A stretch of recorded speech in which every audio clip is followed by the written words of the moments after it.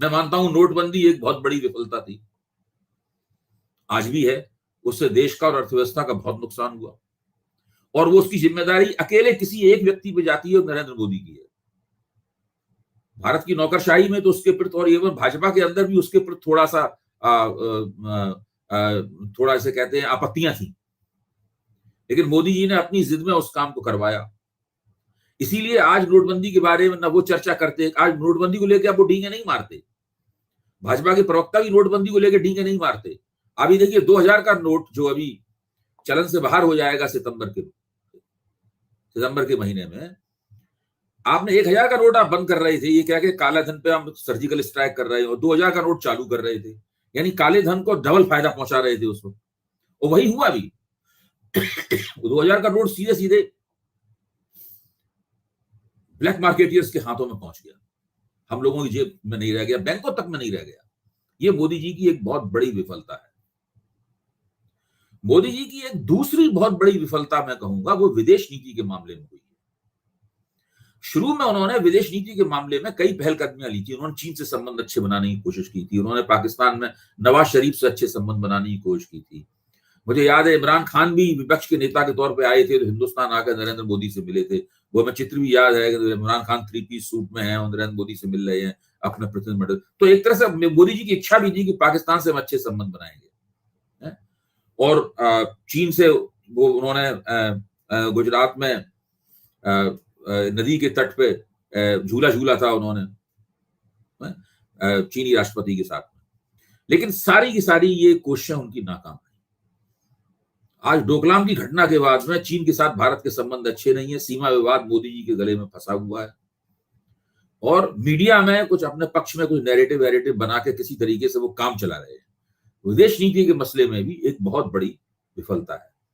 तीसरी बड़ी विफलता मोदी जी की है वो ये है कि वो जो बाजार की अर्थव्यवस्था है उसके सामने उन्होंने इस तरह का समर्पण कर रखा है कि उसकी वजह से उनके हाथ में आर्थिक विकल्प छिन गए हैं, उनसे ऑप्शंस उनके हाथ से निकल गए।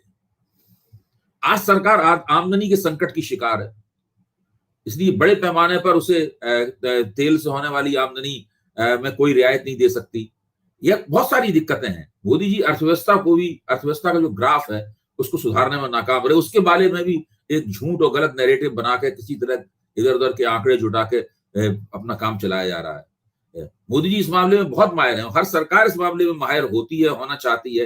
वो फील गुड नैरेटिव चलाती है, सब कुछ ठीक है, देश बहुत प्रगति कर रहा है, बहुत आगे बढ़ रहा है, बड़ा जबरदस्त उछाल है, मुल्क का सारी दुनिया में नाम हो रहा है, तो उसमें बहुत सारी फोटो अपॉर्चुनिटीज होती हैं, उनका इस्तेमाल किया जाता है। मीडिया का बड़ा चतुराई से कभी कभी खुला भी इस्तेमाल किया जाता है। तो ये सब हम लोगों के चारों तरफ घटित हो रहा है।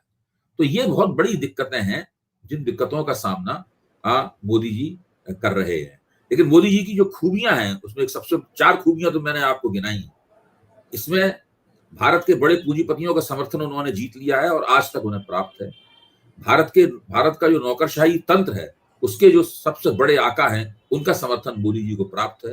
भारत की ऊंची जातियां जो हैं, जो भारत में अभिजन वर्ग का निर्माण करती हैं, एलीट का निर्माण करती हैं, उनका समर्थन मोदी जी को प्राप्त है। और मोदी जी को अपनी पार्टी और राष्ट्रीय स्वयंसेवक संघ का बिना शर्त समर्थन प्राप्त है।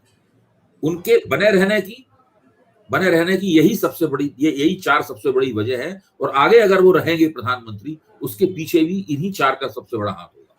जी, क्या नरेंद्र मोदी की एक विफलता यह भी मानी जा सकती है कि सामाजिक जीवन में सहिष्णुता में कमी आई है, खासतौर पे अल्पसंख्यक समूह जो हैं वो काफी अपने आप को दुर्बल पा रहे हैं या खतरे में महसूस होता है उन्हें, कई बार वो एक भरोसा नहीं जगा पाए। इसमें आप देखिए कि अगर मोटे तौर पे आप कहें तो ये इस बात को मैं कहूंगा कि हाँ, ये बात सही है। एक अल्पसंख्यक विरोधी माहौल मोदी जी के नेतृत्व में सारे देश में बना है, लेकिन ये तो उनकी विचारधारा घोषित रूप से थी शुरू से।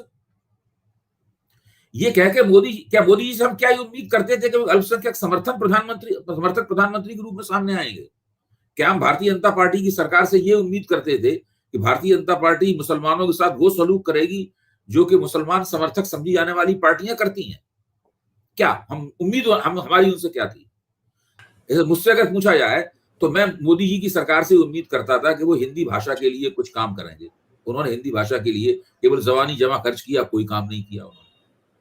राष्ट्रवाद और इसकी बात करते, कांग्रेसी तो बहुत अंग्रेजी ना है, भारतीय तो मोदी जी हिंदी में भाषण जरूर देते हैं, लेकिन इसके अलावा हिंदी के प्रचार प्रसार के लिए, ये भारतीय भाषाओं को आगे बढ़ाने के लिए उन्होंने कोई भी संस्थागत प्रयास नहीं किया। तो ये तो एक बात रही है। ये बात हमारे दर्शकों को समझ में नहीं आएगी कि हिंदी हिंदी की बात, ये बंदा क्या कर रहा है, ये तो कोई इतनी महत्वपूर्ण बात नहीं है। लेकिन मोदी जी से यह उम्मीद करना कि मोदी जी हिंदुस्तान की जो सेकुलर राजनीति की एक धारा है, उस धारा के अंग बन के सरकार चलाते, तो ये जो आरोप मोदी जी पे लगाया जाता है, आरोप सही है, लेकिन इस आरोप का कोई प्रभाव इसलिए नहीं पड़ता कि मोदी जी को वोट देने वाले भी नहीं मोदी जी से ये उम्मीद करते, इसलिए ये आरोप उन पर चिपकता नहीं है। इस आरोप से उनको कोई नुकसान नहीं होता है। एक आखिरी प्रश्न मैं ये करना चाहूँगा कि अभी अगर यहाँ आज के दिन से हम देखें, तो क्या 2024 का चुनाव नरेंद्र मोदी के लिए एक आम सरल सा रास्ता है या कांटों से भरा हुआ रास्ता है? आपको क्या लगता है? देखिए, चुनाव जीतना हमेशा कठिन होता है, और वो भी तब जबकि आपके वोट जो है वो 40% के दायरे में पहुंचे ही नहीं है, और आपको 37% वोट भी मिलता है, वो दरअसल आपके कैचमेंट एरिया में, आपका जो प्रभाव क्षेत्र है, वहां उसका ज्यादा बड़ा हिस्सा वहां से आता है। उत्तर प्रदेश से आता है, गुजरात से आता है, महाराष्ट्र से आता है, इन इलाकों से आता है।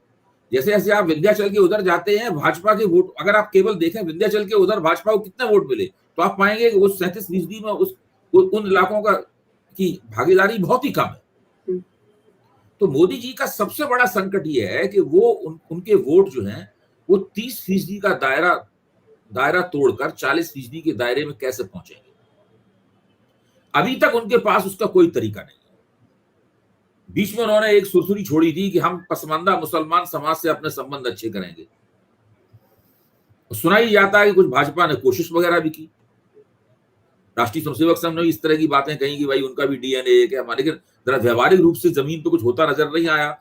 जो मुस्लिम विरोध है उसमें कहीं से कोई कमी नजर आई नहीं।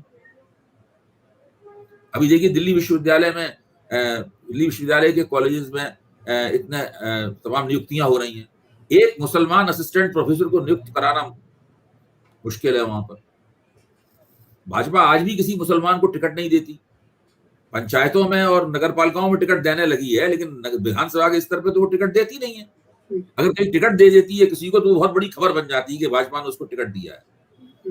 तो अभी भी वो जो पसमानदा मुसलमानों को सुन्नी अशराफ शिया सुन्नी और शिया अशराफ मुसलमानों के नेतृत्व से निकालकर भारतीय जनता पार्टी के साथ जोड़ पाने में मोदी जी ने कल्पना जरूर की है, इसकी एक रणनीति भी उन्होंने थमाई है अपने कार्यकर्ताओं को, लेकिन ये हो नहीं पा रहा है मुझे लगता है। तो वो एक स्रोत है, अगर पसमानदा मुसलमानों को भाजपा अपनी तरफ खींच ले, उनके एक बड़े हिस्से को, तो ये जो 37 से 40-42% का जो गैप है, अंतराल है, ये गैप वो भर सकते हैं जी। और विपक्षी दलों के लिए कुछ संभावनाएं हैं, उनके सामने ये चुनौतियां हैं? विपक्षी दलों के लिए जो जितनी संभावना है, मुझे तो वो उसमें ममता बनर्जी के वक्तव्य में ही दिखाई पड़ती है। कर्नाटक चुनाव के बाद ममता बनर्जी ने कहा था कि जिसका जहां दबदबा है उसके खिलाफ उम्मीदवार मत खड़े कीजिए, ना मैं खड़े करूंगी ना आप खड़े कीजिए। अगर इस फार्मूले की, अभी बिहार में रैली होने वाली है, वो भी ममता बनर्जी ही प्रेरक शक्ति है, तो वो अगर ये इसके इर्द गिर्द अगर विपक्ष अपनी चुनावी रणनीति बना पाए, तो भले ही वो 67 और 77 जैसी एकता ना हो, इसमें सत्तारूढ़ कांग्रेस के खिलाफ वो एक उम्मीदवार सब जगह खड़ा कर पाए थे, तो मोदी जी को बहुत मुश्किल हो सकती है। यहां तक कि मोदी जी की 70 से 100 सीटें भी कम हो सकती हैं।